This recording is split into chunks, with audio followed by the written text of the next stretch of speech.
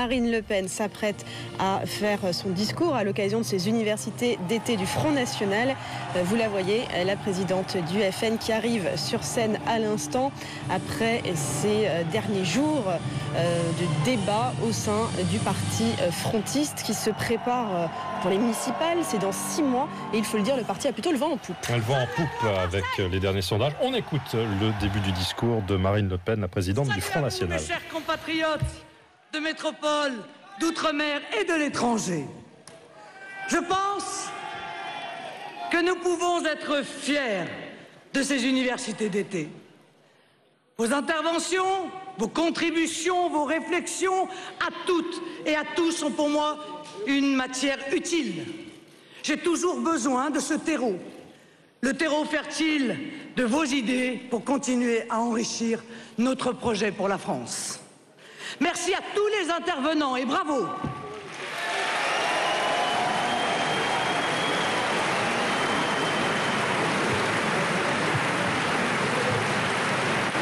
La réussite de ces universités, c'est un événement en soi, mais c'est aussi la poursuite d'une dynamique.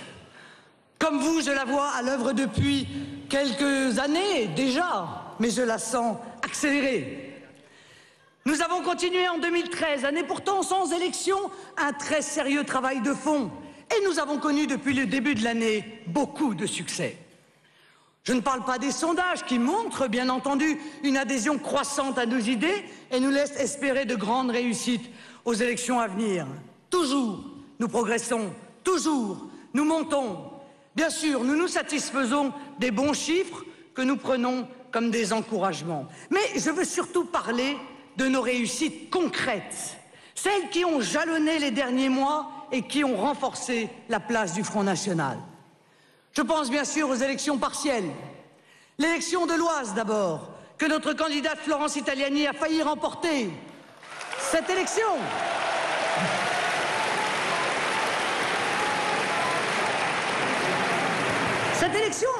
elle a fait date parce qu'elle a montré que nous avons maintenant des capacités de progression et de rassemblement qui surpassent toutes les prévisions. Et je pense aussi à l'élection de Villeneuve-sur-Lot, où Étienne Bousquet-Cassagne a plus que fait trembler l'UMPS. Alors même que tous les partis du système s'étaient ligués contre sa candidature, il a lui aussi fait exploser les compteurs. Ces deux partielles sont une extraordinaire motivation pour nous, le camp des patriotes. Elles montrent que le soi-disant Front républicain est mort, que la funeste bipolarisation de la vie politique est enterrée. Et surtout, que les électeurs de plus en plus adhèrent à nos idées, que le vote Front National, moins encore que les autres, n'est un vote protestataire, mais au contraire, qu'il est un vote positif, d'adhésion, assumé, plein d'espoir.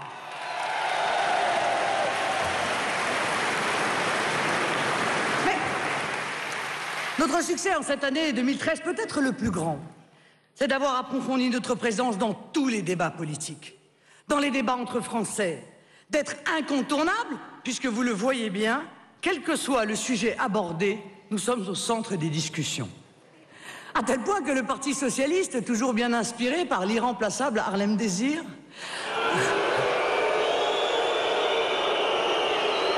le pauvre, a choisi de consacrer son université d'été non pas au chômage, non pas à la croissance, encore moins à chercher des solutions pour améliorer la vie des Français, mais au Front National. Voici le Parti socialiste qui veut se lancer dans la déconstruction de notre programme. Mais c'est bien la preuve, mes chers amis, que notre programme est au cœur de toutes leurs préoccupations. Qu'ils viennent, nous les attendons avec gourmandise.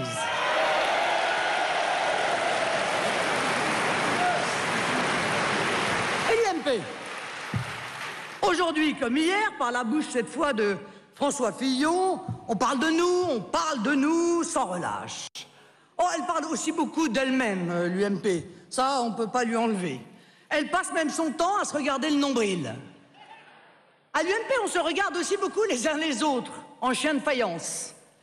Mais à l'UMP, la vraie préoccupation essentielle, c'est le Front National. C'est notre progression et c'est l'adhésion croissante des Français à nos idées. Oui, chers amis, somme toute, l'obsession qu'ils ont pour nous est un nouveau point commun entre le PS et l'UMP, un énième point commun, et c'est un aveu de taille de leur part, l'aveu que la seule chose qui les inquiète n'est pas l'aggravation de la situation personnelle de chaque Français, mais la défense de leurs intérêts électoraux et politiciens. Ah ça, pour sauver leur poste, leur fauteuil, leur mandat, là, ça cogite. Là, ça blablate, ça se réunit. Oh, les Français, eux, attendront. Alors, si nous sommes si hauts aujourd'hui, si nous sommes aujourd'hui aussi présents dans le cœur et l'esprit des Français, si nous sommes de plus en plus capables de rassembler les patriotes et représentons objectivement la seule force politique porteuse d'espoir, si tous les regards convergent vers nous, si nos anciens, qui ont une longue expérience de la vie politique, sont en train de nous rejoindre en masse et qui comprennent où est la sincérité et où se cachent les mensonges, ce n'est pas le fruit du hasard. J'entends parfois dans la bouche de certains commentateurs, partisans, ces petites phrases, ces petites analyses de comptoir, presque aussi méprisantes qu'indigentes, qui consistent à conclure par paresse intellectuelle que le Front National ne progresse que parce que la situation de la France se détériore.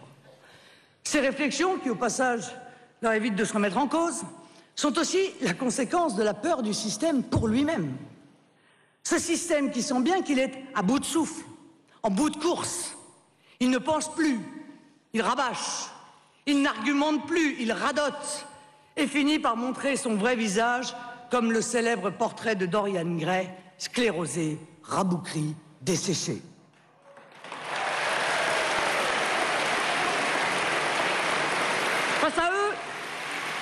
Face à eux, nous représentons la vie, l'énergie, l'imagination, l'espérance, une nouvelle jeunesse pour la France. Et chacun s'accorde à constater que nous menons une action de grande ampleur, pensée, sérieuse, méthodique, et évidemment, nous gagnons en efficacité. Notre stratégie est payante, elle nous fait entendre et comprendre, elle nous permet de rassembler un nombre croissant de Français, et comme nous devons aller plus loin, comme nous devons connaître davantage de succès électoraux, comme nous avons de très hautes ambitions pour les scrutins de 2014 et les suivants, nous devons poursuivre et intensifier notre stratégie. Mais cette stratégie, quelle est-elle? Notre stratégie, c'est d'abord la mise en action d'un principe très simple. Toujours privilégier les intérêts de la France et du peuple français.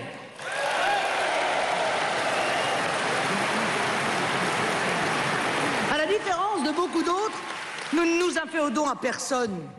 Nous sommes indépendants. Et de cette indépendance, nous tirons notre discours de vérité. Nous sommes toujours ceux qui cherchons ce qui est bon pour la France et les Français. C'est pour cela que nous ne sommes affiliés à aucun camp, ni la droite, ni la gauche, toutes deux en échec parce que partisanes. Notre seul camp, c'est celui de la France. Mais notre stratégie, c'est aussi de parler de tous les sujets et de faire des propositions sur tous les sujets. Aller sur tous les fronts. Il n'y a plus un domaine du débat public où nous ne soyons présents. Et beaucoup dont nous sommes les seuls à parler, imposant le débat sans tabou.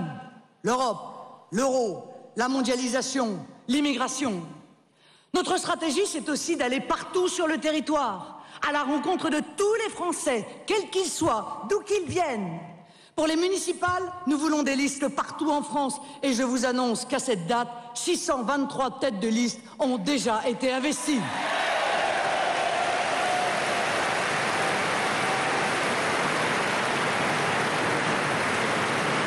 Vous savez aussi que j'ai entamé, début 2013, un tour de France des oubliés, au plus près de la réalité des Français, dans toute la France, de toutes les conditions sociales. Il m'a permis de constater à quel point dans nos campagnes, dans nos lointaines banlieues, dans tous les coins de France, méprisés de tous, nous sommes attendus, nous sommes espérés. J'achèverai bientôt ce tour de France à Brachet, petit village où je me suis déjà rendu pendant la présidentielle, village symbole de l'oubli dans lequel des pans entiers du territoire se trouvent. Et notre stratégie, enfin, ne l'oublions pas parce que c'est aussi le cœur de nos ambitions. C'est une volonté farouche de rassembler les Français. Droite et gauche divisent, fragmentent la société par leurs mensonges, par leurs échecs, par leur tactique permanente de communication et de diversion. Nous sommes à l'inverse les garants de l'unité nationale. Nous luttons contre les ferments de la division, parce que nous n'avons qu'un seul credo. Unis, les Français sont invincibles.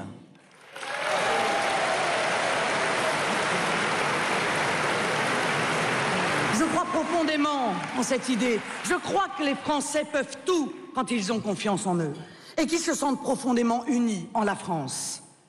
Mais je sais aussi, malheureusement, l'état actuel de désespérance de la société française.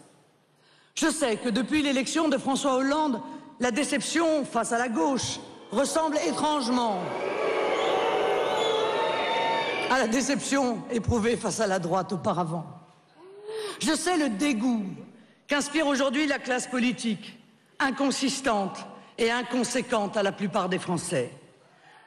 Je sais qu'ils sont atterrés face à ce concours du pire auquel se livrent UMP et PS, Nicolas Sarkozy, puis François Hollande. Je les comprends, ces Français.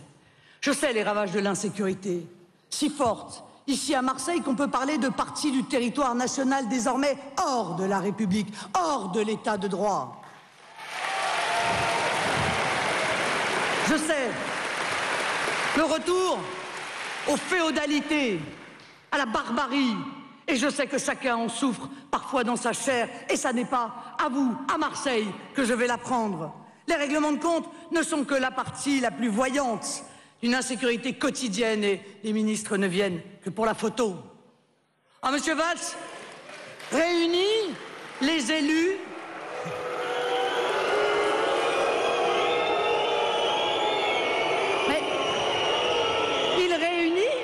ceux qui, depuis 40 ans, montrent leur incompétence dans le cadre d'un pacte, comme le terme est bien choisi.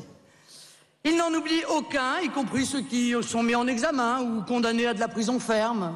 On finirait même par être flatté d'avoir été écarté par M. Valls de cette énième pitrerie, car bien évidemment, il a refusé de convier le Front National, qui ne représente, il est vrai, qu'un quart de la population.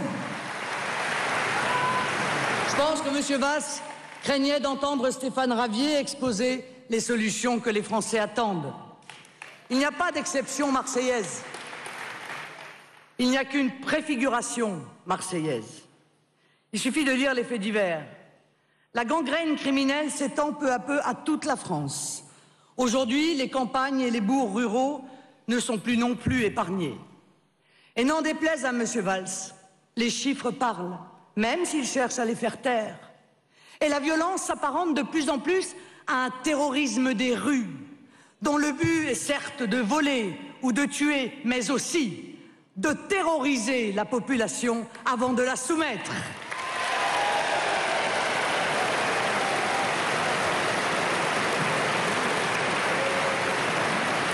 Je mesure plus que jamais à quel point la France est déstabilisée. Je sais à quel point la France est aujourd'hui déstabilisée dans ses rapports humains, profondément dégradés. Je viens de parler de l'insécurité et je pourrais aussi parler de l'immigration, du communautarisme, de l'affaissement de l'identité française, bref, de tous ces mots qui ruinent notre capacité collective à la fraternité et à l'unité. La France est déstabilisée dans ses valeurs profondes que les politiques de droite comme de gauche remettent en cause. Déstabilisée dans le rapport au travail, aujourd'hui souvent une souffrance, dans le chômage, la précarité des salariés. Rendez-vous compte, la part des embauches en CDD s'est élevée à près de 82% des contrats signés au troisième trimestre 2012. Le sentiment de ne plus récolter le juste salaire devant les profits exorbitants des grandes sociétés, devant les gains sans limite de la finance internationale, de la spéculation, de la banque. Déstabilisé, car terre sans usine, qu'on voudrait sans avenir. La France est déstabilisée dans tout ce qui fait sa noblesse et sa grandeur. Aujourd'hui, la France est rabaissée sans cesse. La France ne peut plus rien. La France n'est plus rien. On ne peut plus rien faire sans penser États-Unis ou Europe. Politique étrangère, souveraineté économique, culture, éducation, modèle social, plus rien de ce qui était autrefois une part constitutive de la grandeur française ne semble pouvoir exister aux yeux d'élites qui ont, pour l'ailleurs, les yeux de Chimène. Je pourrais vous parler de tout cela pendant des heures, tant cette petite boutique des horreurs politiques m'indigne. Mais je ne le ferai pas.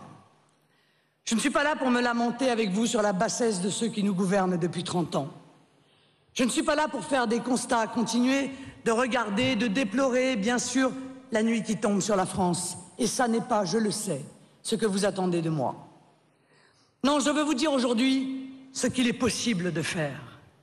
Je ne supporte plus, comme vous, le discours sur le thème du « c'est pas possible ». Quoi que l'on propose, quoi que l'on dise, quelle que soit l'idée, c'est pas possible.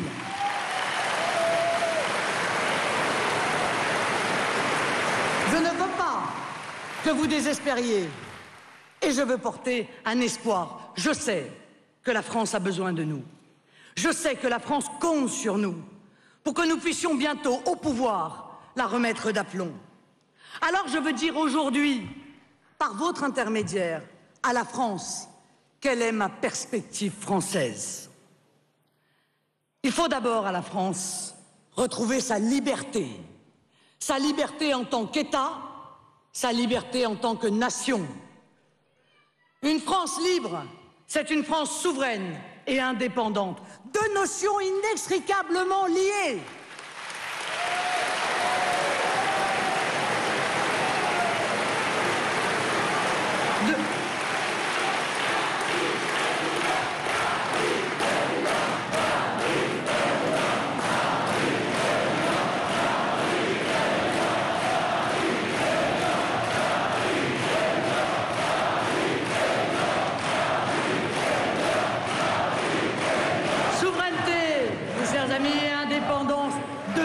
Inextricablement liées. De l'une, la souveraineté, dépend la réalité politique, pour ne pas dire métaphysique de notre pays. De l'autre, l'indépendance, dépend sa grandeur. C'est dans les choix de politique étrangère que s'exprime l'indépendance d'un pays. Cela ne signifie pas avoir en toutes circonstances un avis contraire et opposé à celui de nos voisins ou alliés. Mais cela signifie que l'on doit être capable d'avoir un avis différent. La France ayant ses propres intérêts à défendre, elle ne peut et ne doit définir sa politique étrangère qu'en fonction d'eux. Cette diplomatie forte et indépendante, et devrais-je dire forte car indépendante, est celle qui a caractérisé la voix de la France dans le monde pendant des décennies et qui a fait de notre pays un modèle pour les peuples qui aspiraient à retrouver le chemin d'une souveraineté nationale. Oui, je crois. Il y a quelque chose de français dans l'attitude de l'Inde, de la Chine, de la Russie, du Brésil, de l'Argentine ou encore du Venezuela, à travers cette capacité à dire non aux puissants quand leurs intérêts sont en jeu.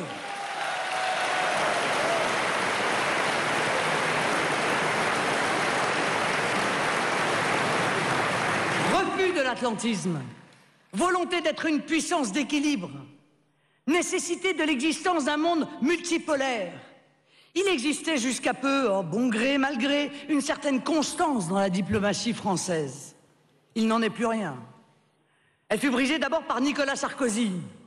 Alignement systématique de la France sur les États-Unis. Réintégration du commandement intégré de l'OTAN. Réorganisation de nos implantations militaires à l'étranger, loin des zones de notre influence naturelle de l'Afrique vers le Moyen-Orient.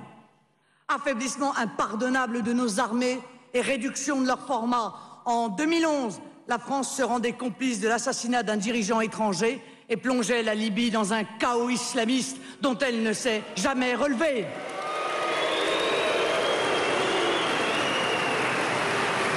Pour la première fois depuis longtemps, un président de la République déshonorait la France à l'international. Oh, nous nous rassurions alors comme nous pouvions. Sarkozy ne devait être qu'une parenthèse dans l'histoire de France. Hélas encore, nous nous trompions. La France aujourd'hui, ridiculisée comme jamais par des dirigeants incompétents, incohérents et nuisibles, récidive en Syrie.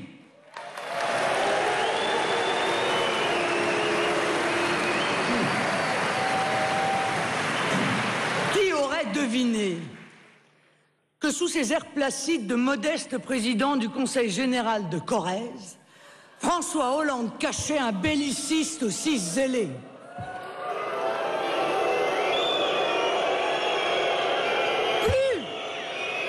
Plus soumis encore à Obama que Tony Blair en son temps à George Bush. Cette soumission est telle que l'on devine même chez les Américains une forme de gêne.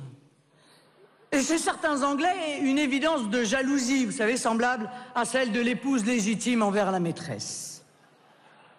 Plus inquiétante encore est notre soumission à des pays qui n'ont avec nous aucun lien historique ni culturel, seulement des liens d'argent sonnants et trébuchants, et dont l'ensemble de la politique internationale vise à armer le fascisme vert. Je veux parler de l'Arabie Saoudite et du Qatar.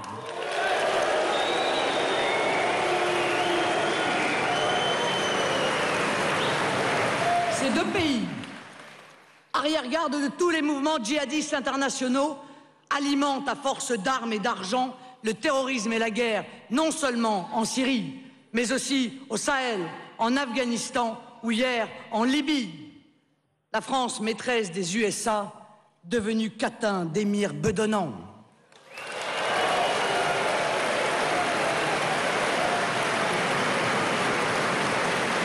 Très clairement, je romprai avec cette diplomatie du renoncement et de la servitude. Je redonnerai sa voix à la France, son rôle spécifique dans le monde. Toute mon action portera au service de ses intérêts et de ses intérêts seuls. Je renouerai des partenariats privilégiés avec toutes les zones d'influence du monde et je ne permettrai à aucun pays de décider à la place de la France qui est fréquentable et qui ne l'est pas.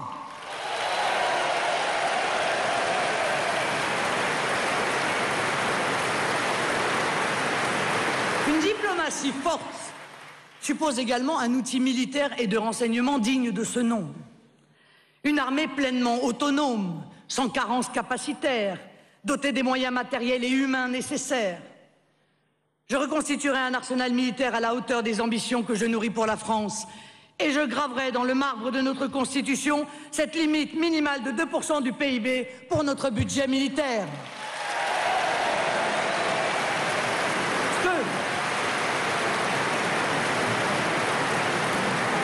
N'oublions jamais, l'industrie de défense, ce sont des centaines de milliers d'emplois et l'un des plus puissants moteurs de la recherche et du progrès technologique. Il s'agit d'un investissement d'avenir par excellence.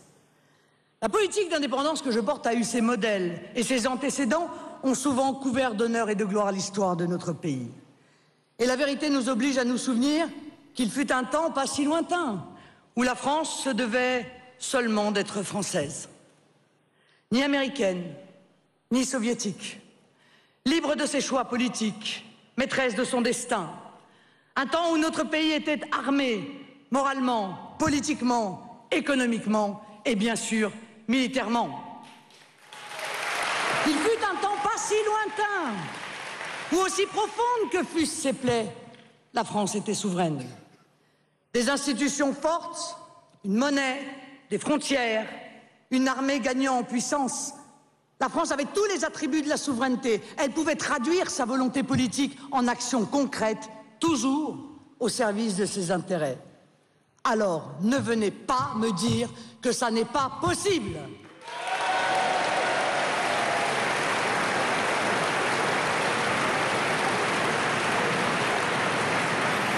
Vous l'avez compris, nous avons donc le double devoir impérieux de récupérer et notre indépendance et notre souveraineté, ce qu'assurément nous ferons à l'instant même où le peuple français nous aura donné sa confiance.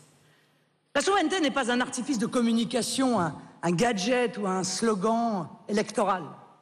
C'est la donnée fondamentale de tout pouvoir politique, de tout pouvoir qui prétend en être un. Elle n'est surtout pas dépassée. Elle est l'instrument du futur, du rebond et de la liberté. Regagner notre souveraineté, c'est retrouver notre liberté législative, quand l'essentiel de nos lois sont décidées à Bruxelles et imposées aux Français à leur insu ou contre leur gré. C'est retrouver, comme on vous l'a dit, notre liberté budgétaire, la dernière des prérogatives qu'il restait aux parlementaires, qu'ils ont eux-mêmes transférées à la Commission européenne, pour faire mine aujourd'hui de batailler entre eux sur un budget dont ils n'ont plus la maîtrise. C'est retrouver notre liberté monétaire, pour qu'enfin la France ait une monnaie adaptée à son économie et qu'elle retrouve la possibilité de financer sa dette, aujourd'hui laissée à des marchés financiers prédateurs.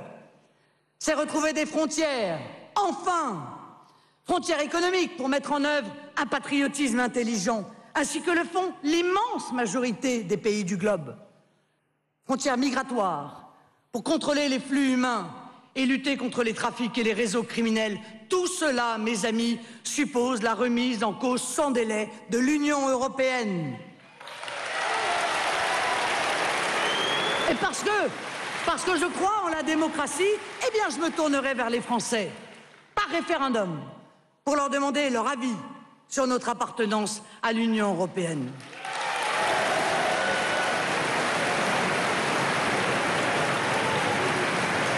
Et puis,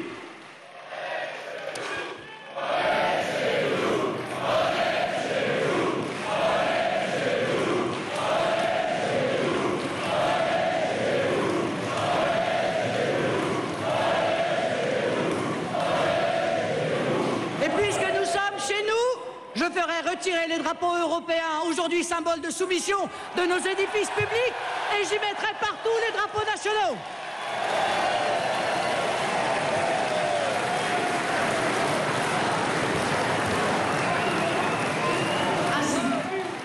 Mes amis, je ne parle pas de l'Europe pour le plaisir de parler de l'Europe, mais parce qu'il faut que les Français soient plus nombreux à comprendre qu'on ne peut rien faire sans défaire cette Union européenne. La souveraineté, c'est aussi la reconnaissance d'un souverain, au-dessus duquel rien ni personne ne porte. En France, ce souverain, c'est le peuple. Lui et lui seul.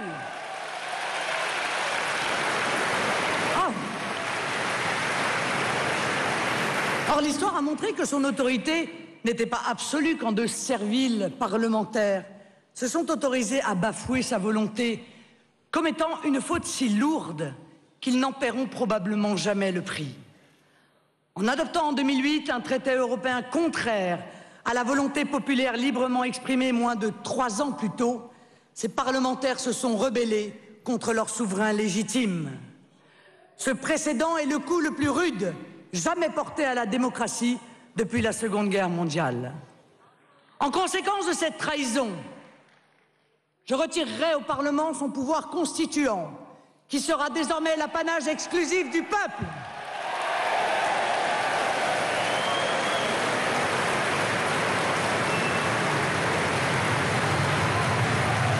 Entendez-moi bien, aucun texte fondamental ni aucun traité européen ne pourra plus passer sans l'accord du peuple souverain.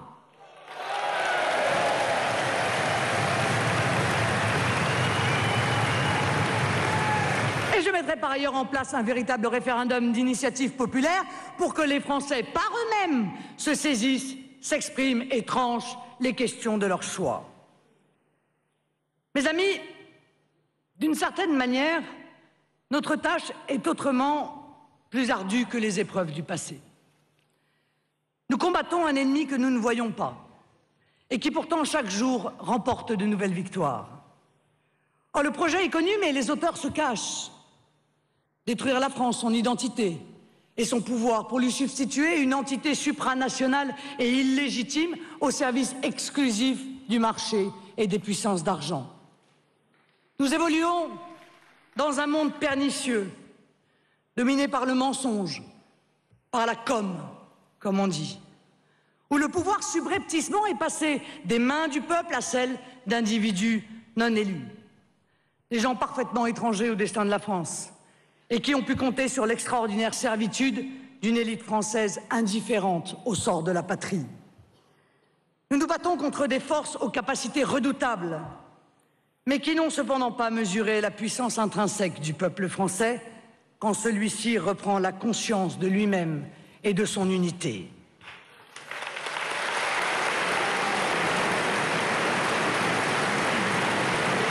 Une France libre, à l'extérieur ne peut être qu'une France sûre à l'intérieur. Car la première des libertés individuelles est la sûreté. La liberté d'aller et de venir. Il n'y a aucune fatalité à ce que nous vivions dans une société de plus en plus conflictuelle, de plus en plus barbare, de plus en plus anxiogène. La France doit redevenir sûre parce qu'il en va de notre cohésion nationale, de la sécurité des plus vulnérables et de notre prospérité. Je veux que tous les Français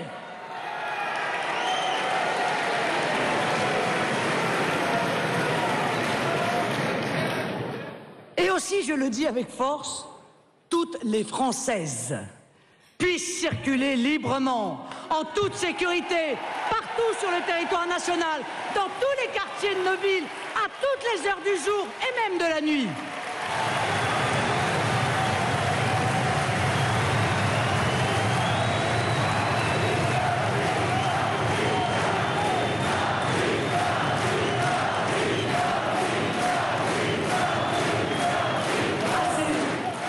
Assez de ces zones où le seul droit est celui des délinquants et des trafiquants. Assez de cette extension du domaine de l'insécurité par des bandes organisées de cambrioleurs itinérants. Assez de ces rodomontades ministérielles qui n'arrivent même plus à dissimuler le laxisme d'État, hier comme aujourd'hui. Il faut définitivement en finir avec la politique de l'excuse. Je veux en terminer aussi avec la pseudo-pédagogie de Madame Taubira ou avant elle.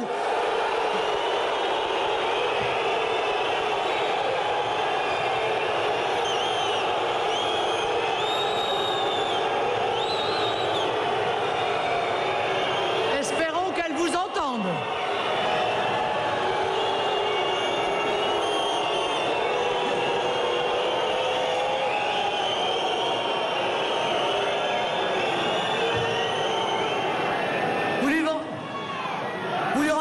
Certain, mais cette pseudo-pédagogie, elle avait été déjà commencée sous le règne de Madame Dati. Et de tous leurs alliés en bien-pensance qui fournissent les rangs de l'UMPS. La sanction doit être appliquée dès la première transgression de la loi, dès le premier délit, même le plus petit.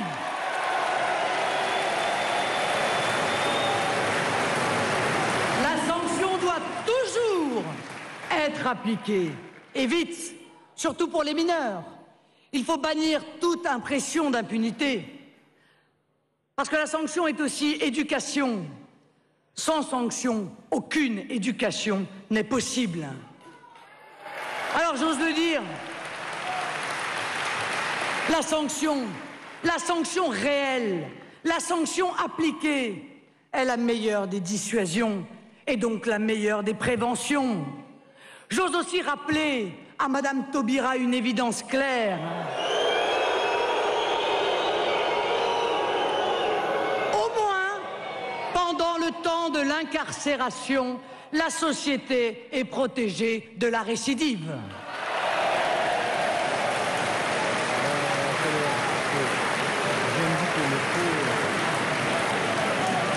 Et parce que la sanction, c'est la justice que l'on rend aussi à la victime, eh bien, n'oublions jamais la victime. Pensons d'abord à elle et ensuite seulement aux délinquants ou aux criminels. Alors, d'où vient cette insécurité grandissante? Du laxisme d'État. Mais aussi, pourquoi le nier, de l'immigration. D'une immigration massive, incontrôlée, favorisée, 200 000 entrées légales chaque année depuis 10 ans. Et combien de clandestins? Je le dis et ne fais que dire une évidence juridique. Chaque clandestin est un délinquant parce que dans un état de droit, être sans papier est un délit.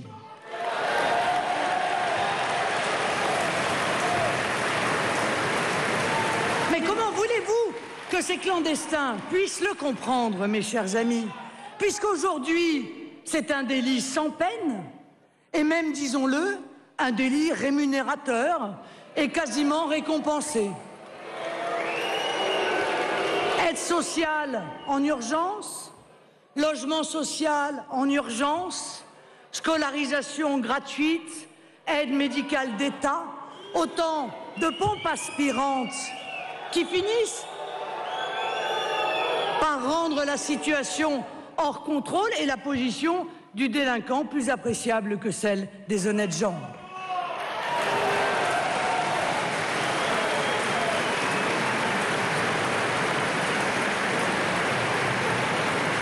En nous privant avec Schengen du contrôle de nos frontières, l'Union européenne nous a privés aussi de notre capacité à assurer notre sécurité. Et à partir du 1er janvier prochain, ce sera encore pire. Parce qu'avec l'ouverture totale des frontières avec la Roumanie et la Bulgarie, les Roms deviendront inexpulsables. Et ces pompes aspirantes dont je vous parlais tout à l'heure marcheront alors à plein régime avec des conséquences inédites. Et parce qu'il est utile à chaque fois de le rappeler, comme l'a fait Jean-Marie Le Pen pendant des décennies, nous n'en voulons pas. Nous n'en voulons pas.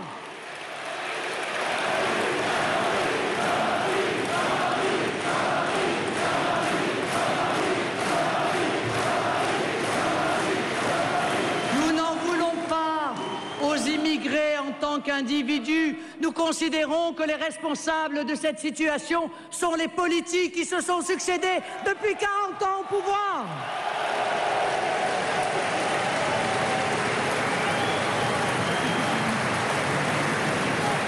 Il n'en demeure pas moins que, comme je vous le disais, la situation est hors contrôle. Et les Français doivent exiger l'abrogation de Schengen et ne pas accepter de plier devant les apôtres du laisser-aller, du laisser-faire, du laisser-venir. Quant au droit d'asile, il est aujourd'hui totalement dévoyé, devenu une vulgaire filière nouvelle d'immigration, comme si on n'en avait pas assez, clandestine d'ailleurs au passage, ayant tout de même subi une hausse de 74% dans les 5 dernières années. Je demande d'ailleurs, en votre nom, l'abrogation immédiate de cette loi qui oblige les préfets à loger pendant le temps d'instruction de leur dossier, soit en moyenne 18 mois, les étrangers en attente d'un éventuel statut de réfugié politique, et ce avant les citoyens français. Je demande que les prestations familiales soient réservées aux Français, quelle que soit leur religion ou leur absence de religion, quelles que soient leurs origines ethniques ou la couleur de leur peau, mais aux seuls Français, aux seuls qui ont la nationalité française.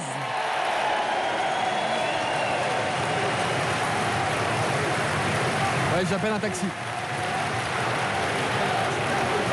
J'appelle un taxi.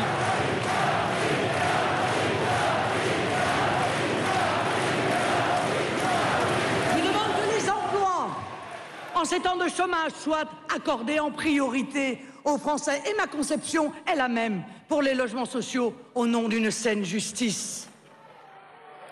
Je demande que les Français ne soient pas obligés d'abonder au train de vie des criminels et des récidivistes d'habitude. Il faut donc leur supprimer les aides sociales.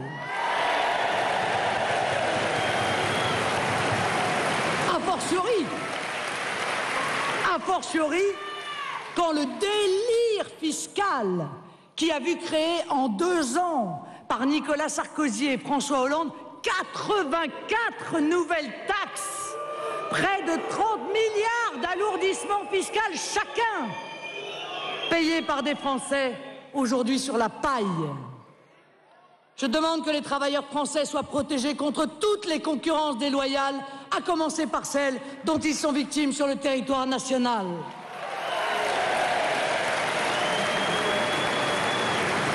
Je demande enfin une politique de prévention qui repose sur les fondements mêmes de la République. C'est bien beau d'afficher une charte de la laïcité dans toutes les écoles de France, mais ce simple geste est déjà l'aveu d'un terrible échec. Plus d'un siècle après la loi de 1905, Il faut écrire noir sur blanc des principes qui étaient, il y a encore 20 ans, des évidences. Et puis, ne nous racontons pas d'histoire. Quelle force aura cette charte?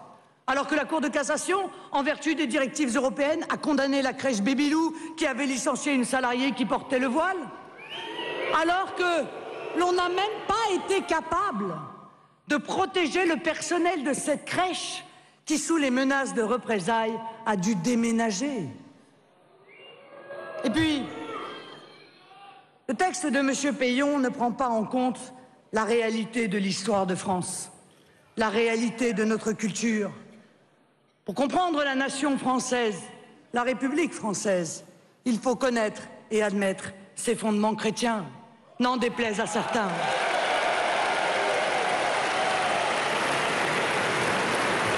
D'ailleurs,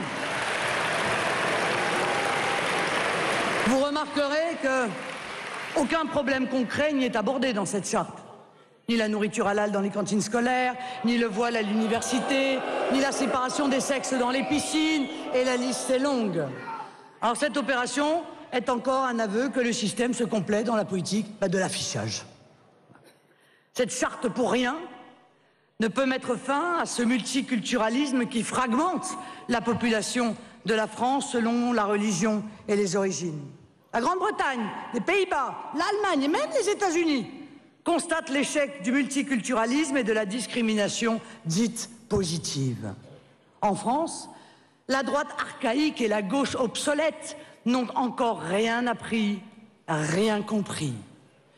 L'UMP et les centristes se sont empressés d'apporter leur soutien aux socialistes Peillon, espérant benoîtement qu'un bout de papier punaisé dans un préau puisse régler les problèmes qu'ils ont créés. Voilà 40 ans de Valéry Giscard d'Estaing avec son regroupement familial, à François Hollande avec ses naturalisations pour tous. Droite et gauche encouragent cette immigration massive pour le grand plaisir du MEDEF et des grands patrons voraces. Eh bien, ça n'est pas l'avenir que je veux pour la France. L'assimilation à la nation française est indispensable et elle ne se fera qu'en arrêtant l'immigration légale et clandestine, en rappelant des règles claires et fermes et en redonnant à chacun la fierté d'être français.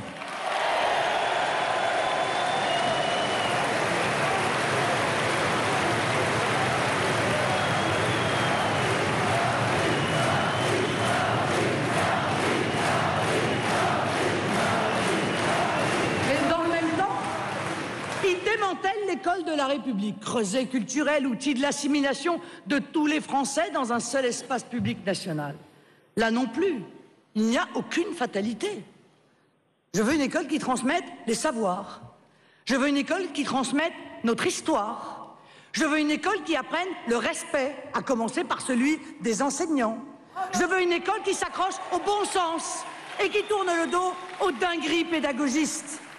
Une école de la tranquillité, de la sécurité, de la sérénité.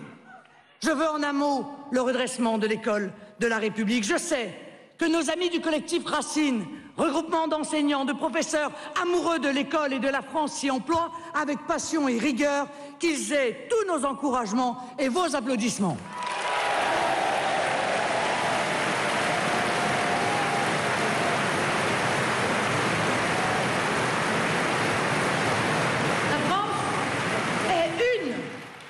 Indivisible. C'est cette France que j'aime. C'est cette France que nous aimons. Cette France où nous sommes tous égaux dans l'espace public, où chacun d'entre nous est libre dans la sphère privée, où peut alors régner une harmonie fraternelle. C'est cette France unie que je défends. Cette France qui mettra fin aux haines et aux divisions. Cette France qui fera passer le rouleau compresseur républicain et qui bannira le communautarisme. Cette France rassemblée qui ne reconnaîtra qu'une seule communauté, la communauté nationale. Cette France qui n'aura pas peur de s'aimer et de s'afficher. Cette France de la fraternité entre les Français, où toutes et tous ne seront que Français et rien que Français.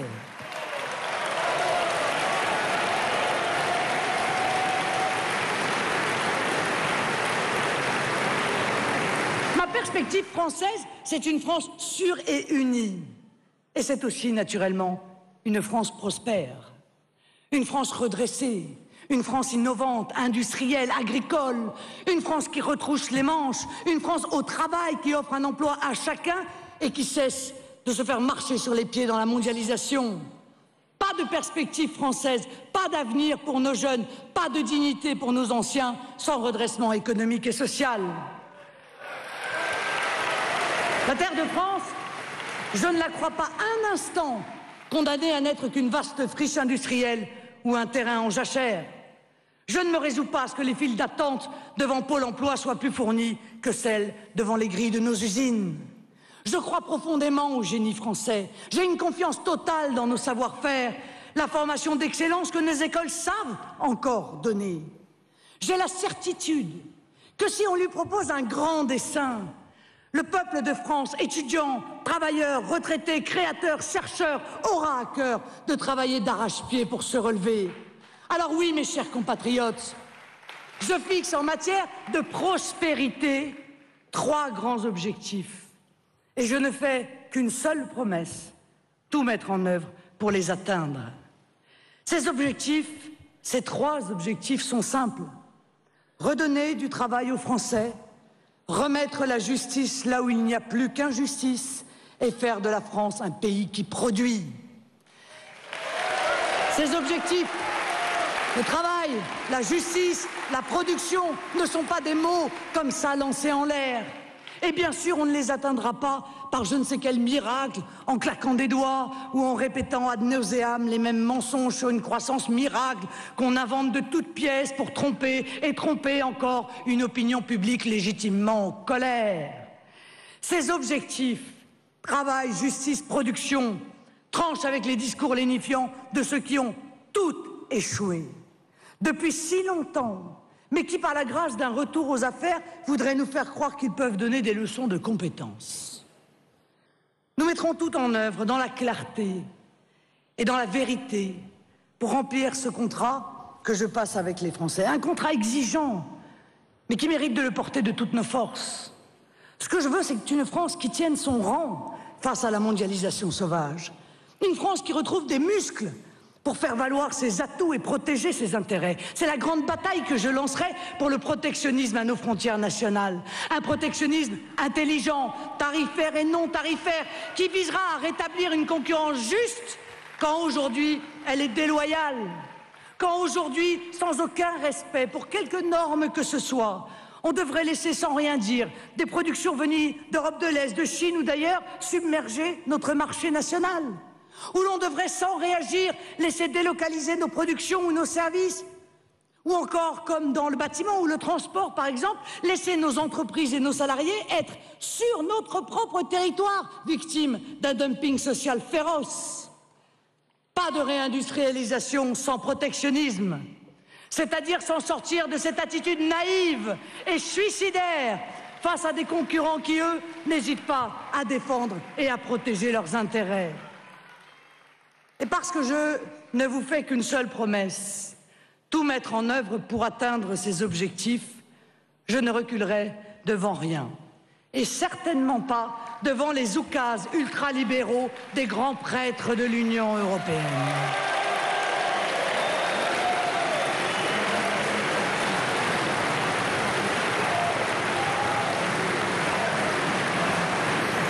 Pas d'emploi, pas de production et donc pas de justice sans stopper la machine à aspirer l'industrie française, mais aussi l'industrie espagnole, italienne, irlandaise, portugaise, je veux dire bien sûr l'euro. Monnaie unique, monnaie inique. Invention allemande, qui correspond provisoirement d'ailleurs aux intérêts de l'Allemagne, c'est logique, ou plus exactement aux intérêts du grand patronat allemand, mais qui défait nos pays, qui défait, vide de son énergie industrielle et agricole, la France. Machine à détruire notre compétitivité et nos exportations, à fabriquer du déficit. Oui, je refuse les discours déclinistes des adeptes du surface et de l'immobilisme. Si le protectionnisme est possible dans un si grand nombre de pays du monde, il le sera demain en France, dans une France souveraine. Si 95% des nations maîtrisent leur monnaie et leur politique monétaire, la France aura les capacités de le faire aussi demain, comme elle l'a fait durant des siècles hier.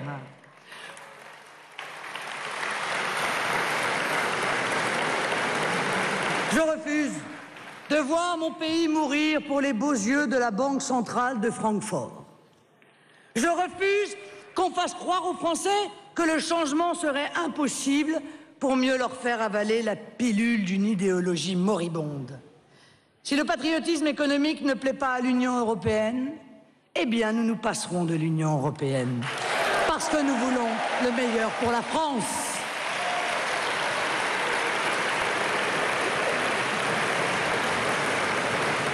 Mais une France qui crée de l'emploi, de la justice, une France qui produit, c'est une France qui demain demandera par une loi à son État, à ses collectivités locales, à ses entreprises publiques d'acheter en priorité français.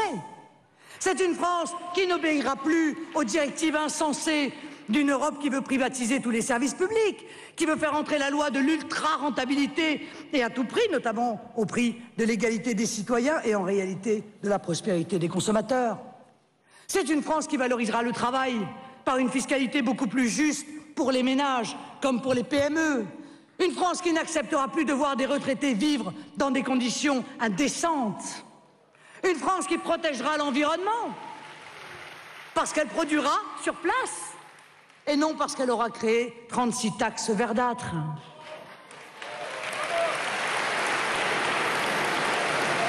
Une France qui refusera la dictature de la finance, aujourd'hui maîtresse et des banques d'affaires, parce que sa banque centrale sera souveraine, parce que son État aura un cap, parce que les lobbies auront été dégonflés et la corruption remplacée par la probité et le sens du service. Une France tournée vers l'avenir, avec son État comme socle solide, des muscles pour se battre et l'intelligence collective de son peuple pour avancer et inventer sans cesse. Mais quand nous dessinons les perspectives françaises, nous voyons que le pire poison, mes chers compatriotes, c'est le manque de confiance en soi. C'est la dépréciation de soi, de son propre pays. Et l'antidote à ce poison, c'est l'espérance française. Cette espérance que je partage avec vous aujourd'hui pour redonner confiance à tout un peuple. Lui redonner confiance en lui, redonner à tous les Français la maîtrise de leur vie et le sentiment de leur profonde utilité. Confiance dans nos capacités individuelles et collectives, confiance dans notre avenir, dans notre destin, dans nos forces et nos atouts. Confiance, oserais-je dire, dans la bonne étoile qui guide la France depuis des siècles. Et là, il sera à nouveau demain au premier plan. Nous sommes la France. Prenez conscience de ce que cela signifie.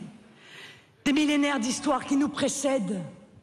Prenez conscience de l'éclat de ce nom dans le monde entier, de la gloire qu'il porte, du respect que partout il inspire, de l'honneur que nous ressentons d'en être. Oui, nous sommes la France.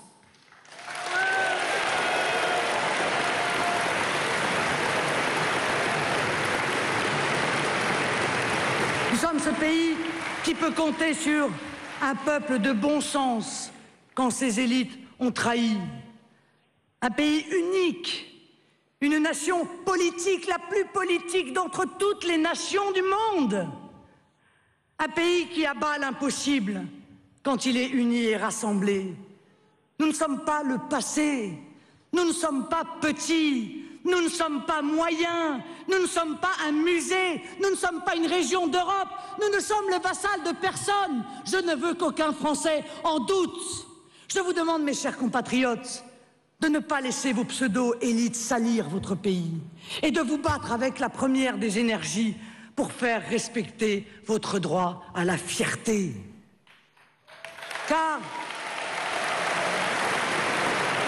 ce n'est pas le peuple français qui est faible, ce sont nos élites qui l'affaiblissent.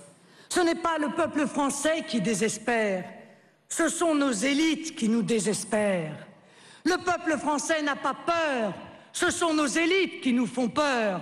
Ce n'est pas le peuple français qui manque de courage, ce sont nos élites qui le découragent.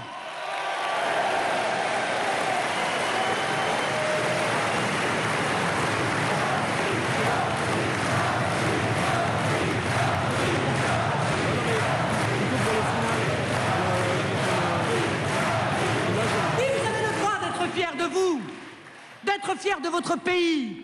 Ce n'est pas honteux, ce n'est pas criminel, c'est au contraire indispensable. Et c'est ainsi que nous rayonnerons. Je me battrai contre tous ceux qui, au plus haut niveau, n'ont de cesse de rétrécir leur propre pays, qui de gré ou de force veulent le maintenir dans la médiocrité ou dans l'asservissement. Nous sommes la France, nous sommes l'avenir, nous sommes nécessairement la grandeur parce que nous sommes la France.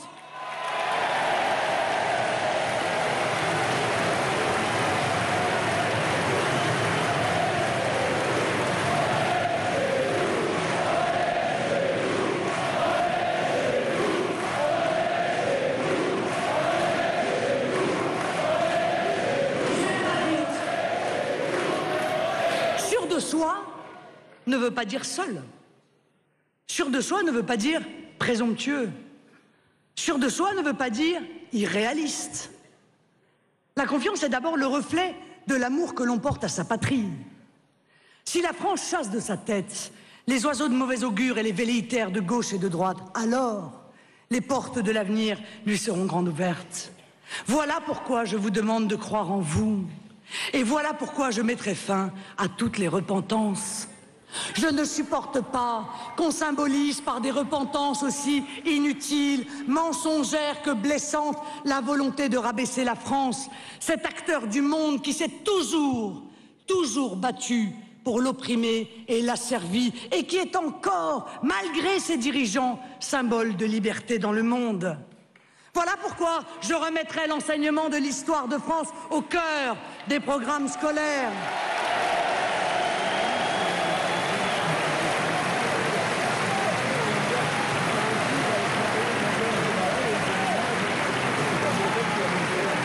Nicolas Sarkozy avait fait disparaître Charles Martel, Henri IV, Louis XIV, Napoléon. Ah, voilà que François Hollande retire le général de Gaulle. Mais à ce rythme-là, ils n'ont qu'à supprimer l'enseignement de l'histoire, je pense que ça ira plus vite. Mais pour qui se prennent-ils? Le passé ne leur appartient pas. Ils ne peuvent pas en disposer à leur guise. Je rendrai donc aux Français toutes les composantes de leur patrimoine, au premier rang desquelles leur histoire glorieuse.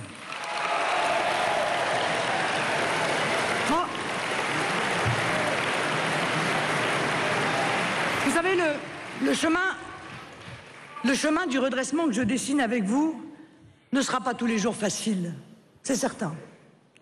Mais il sera vrai, il sera juste, il sera enthousiasmant.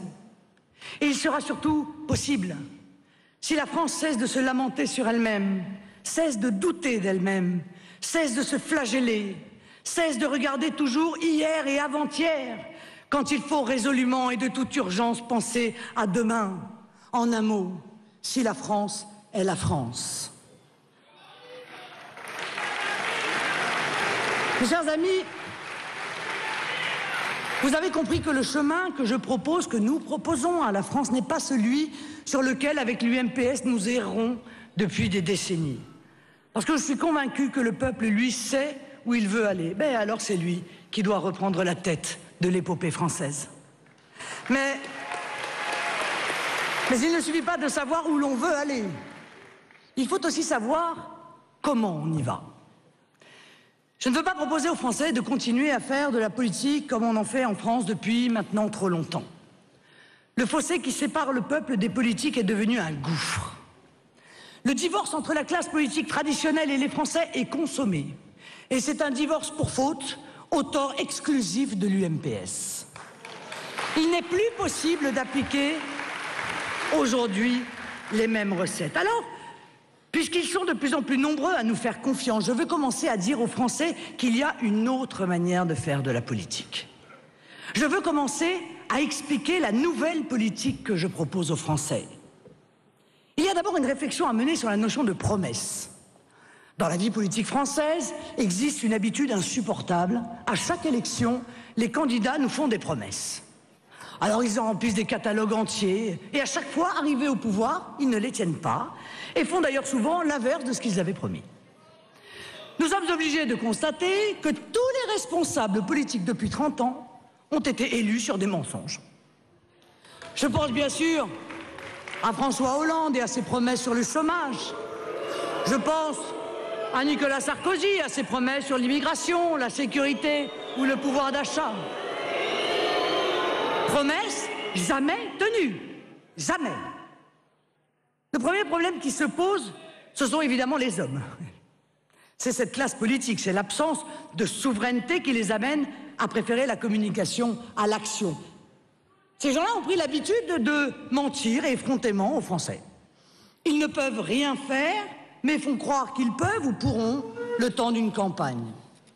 Ça n'a pas tant d'importance pour eux, puisque leur préoccupation essentielle n'est pas qu'est-ce qu'ils feront lorsqu'ils arriveront au pouvoir, mais comment arriver à se faire élire. La tactique politicienne a pris le pas sur la politique, les moyens sur la fin, les promesses sur les objectifs, la défense des intérêts personnels sur celle de l'intérêt général. C'est vrai, il faut le reconnaître et le dire avec franchise aux Français. Nous vivons dans un monde complexe. Et dans un monde complexe, il n'est pas possible de faire des promesses simplistes ou purement idéologiques.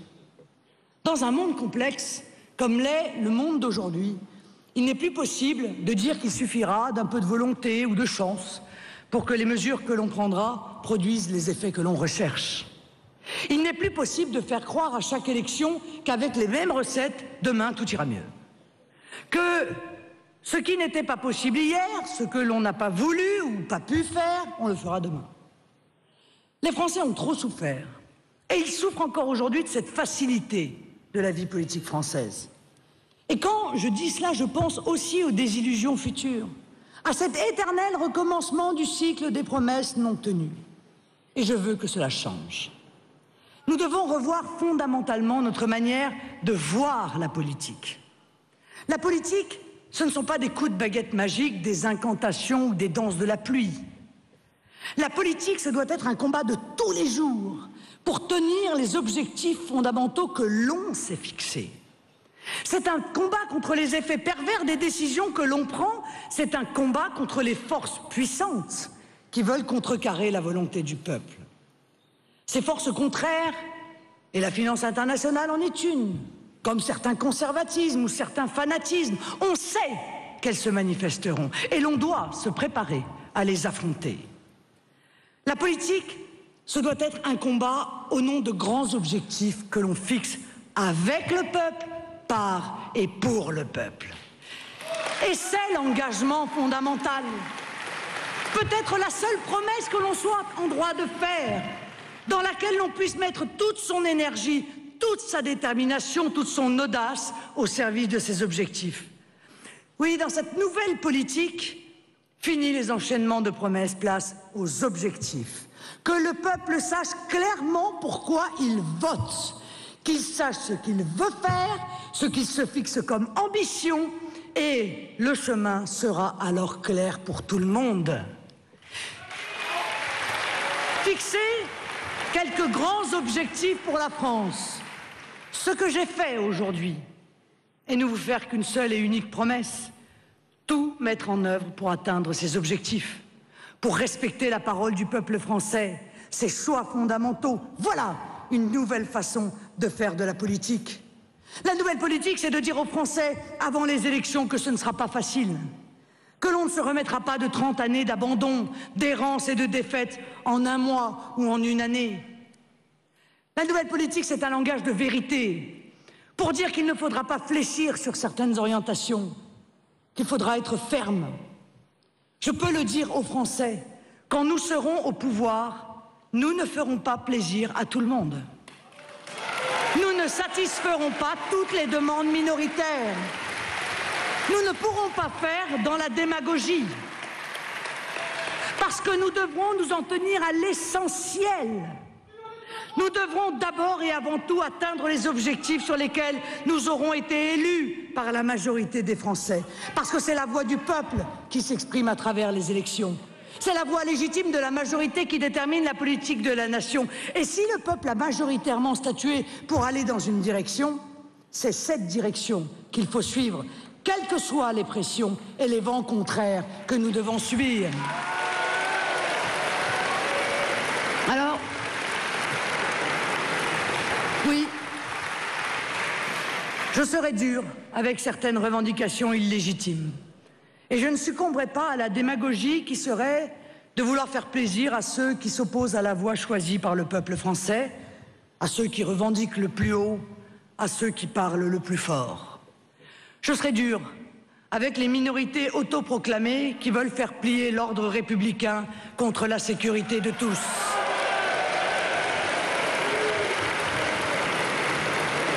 Je serai dur avec ceux qui fraudent la sécurité sociale contre la survie de notre modèle français. Je serai dur avec les spéculateurs qui veulent s'enrichir sur le dos des travailleurs et des entrepreneurs contre la vitalité de notre économie. Je serai dur avec les fanatiques qui veulent imposer leurs lois dans l'espace public, dans l'école et dans l'entreprise, contre la laïcité et l'universalité des lois.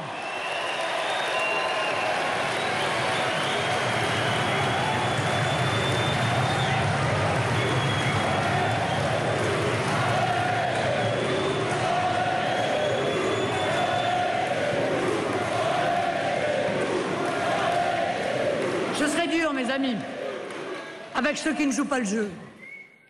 Parce que je veux que la volonté du peuple soit enfin entendue et respectée. Je sais qu'il y aura des râleries, des contestations, des souffrances peut-être même. Mais je ne peux tolérer que des intérêts particuliers prennent trop de poids au détriment de l'intérêt général. Qu'on me comprenne bien, je ne suis l'ennemi de personne, d'aucune religion, d'aucune catégorie de la population. Et je n'en veux à personne en particulier, ni ne m'attaquerai aux droits de quiconque. Mais qu'on sache que je ne travaillerai qu'au service de la France et de la défense de l'intérêt des Français, dans le respect absolu du mandat qu'ils m'auront donné.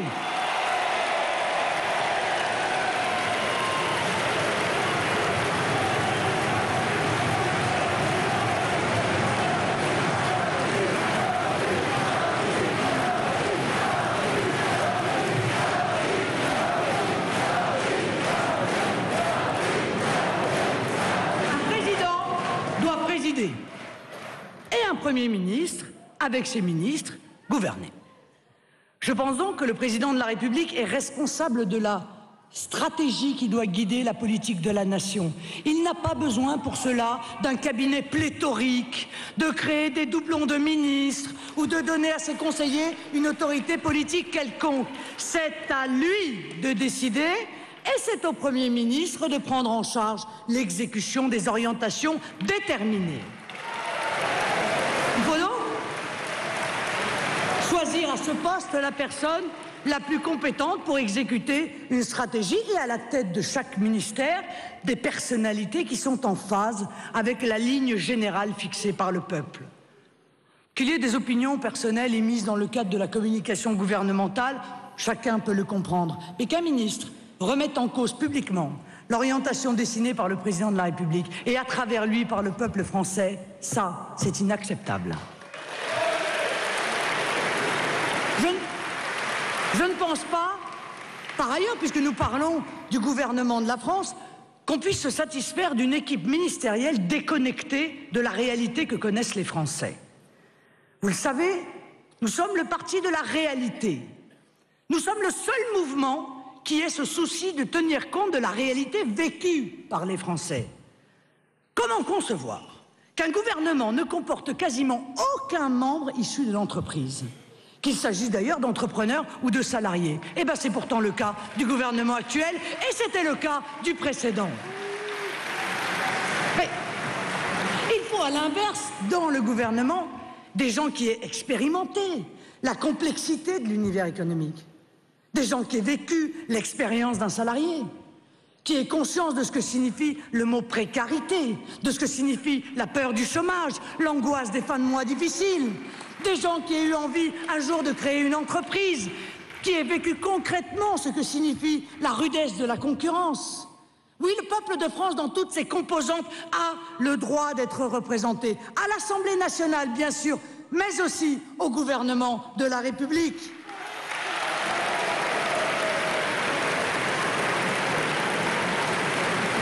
Et dans tous les rouages de l'administration, notamment au plus haut niveau, il faut des personnes respectueuses des grandes orientations fixées par le peuple français. C'est une donnée essentielle de cette nouvelle politique que je veux mener. Il faut casser la connivence qui existe entre la haute fonction publique et la haute finance. Je ne veux plus de ces transferts entre Bercy et les multinationales de la finance, entre l'inspection générale des finances et les banques d'affaires.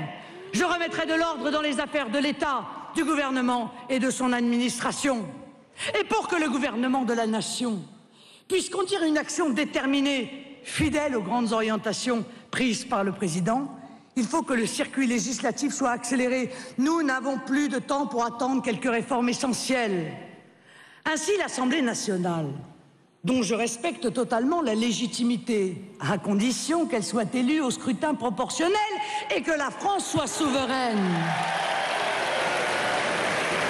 doit exercer son pouvoir législatif et contrôler l'action du gouvernement.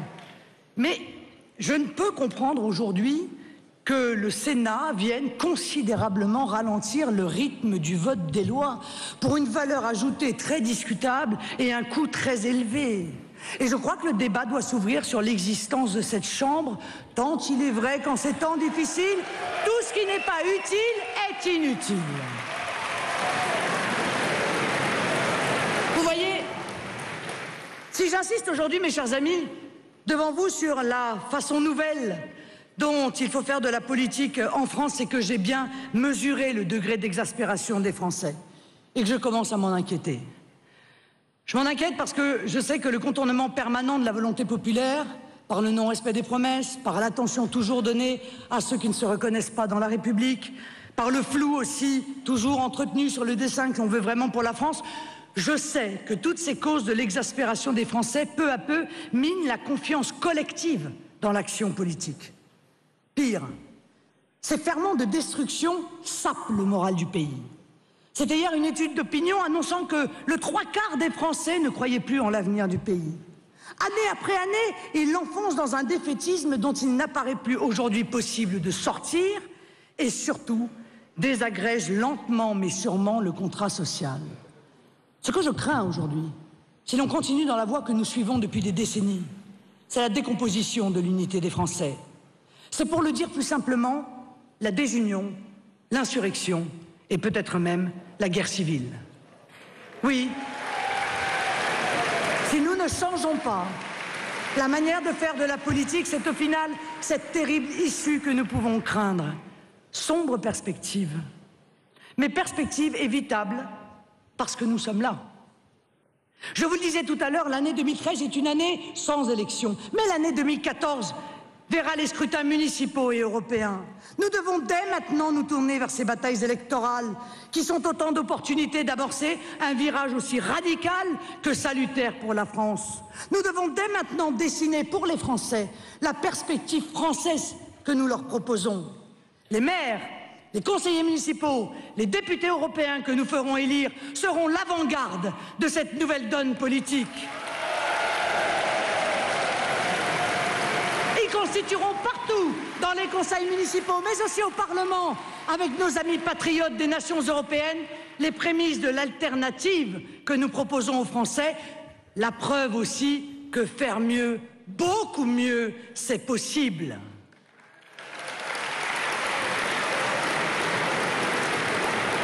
Nous menons un beau combat. Et avec nous, toutes les forces patriotes de France. La jeunesse nous regarde, nous attend et nous rejoint.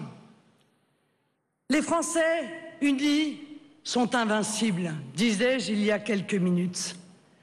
Je n'ai jamais eu de croyance plus forte. De toutes mes forces, de toute mon âme, j'ai espoir en la France et j'ai espoir en la politique. De tout mon cœur, je crois en vous.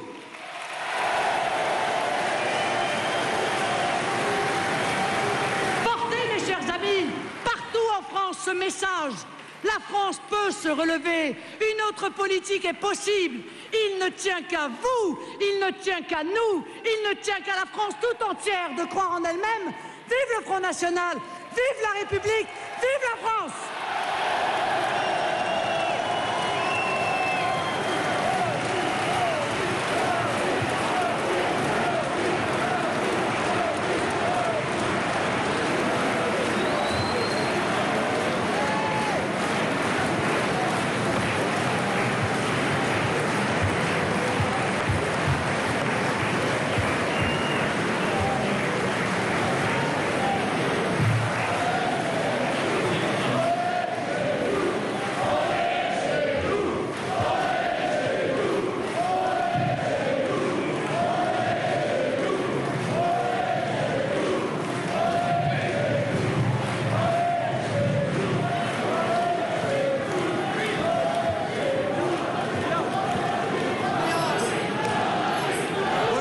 National.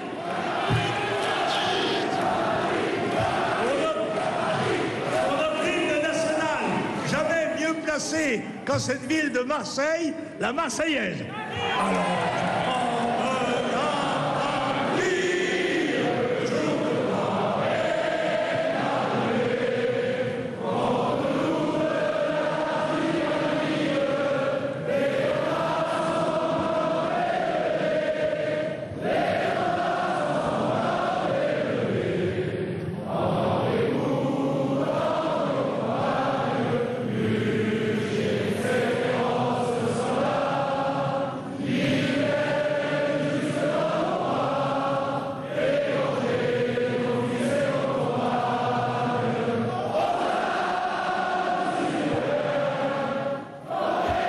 Voilà donc pour ce discours de Marine Le Pen pour clôturer ses universités d'été du Front National à Marseille. Une présidente du FN très offensive. Elle a parlé de dynamique accélérée ces derniers mois pour expliquer les bons sondages favorables au Front National. Pour elle, la bipolarisation de la vie politique est tout simplement enterrée, finie. L'UMPS, une formule qu'elle affectionne particulièrement. Elle a rappelé qu'il y avait bien 623 têtes de liste Front National pour les prochaines municipales dans 6 mois. Marine Le Pen qui est aussi revenue longuement sur une éventuelle intervention française en Syrie. Elle est contre, évidemment, et elle a dénoncé la soumission de François Hollande à Barack Obama. Le belliciste François Hollande s'est moqué Marine Le Pen. Anti-mondialisation, anti-monnaie unique également Marine Le Pen. Monnaie unique, monnaie inique, a scandé la présidente du Front National. Elle a même ajouté que si c'était nécessaire, on se passerait de l'Union européenne. Le Front National, le vent en poupe, on l'a vu pendant ce discours qui a duré plus d'1 heure à Marseille cet après-midi. On va rejoindre l'envoyé spécial de BFM TV en direct de cette université d'été du FN à Marseille, Pauline de Saint-Rémy.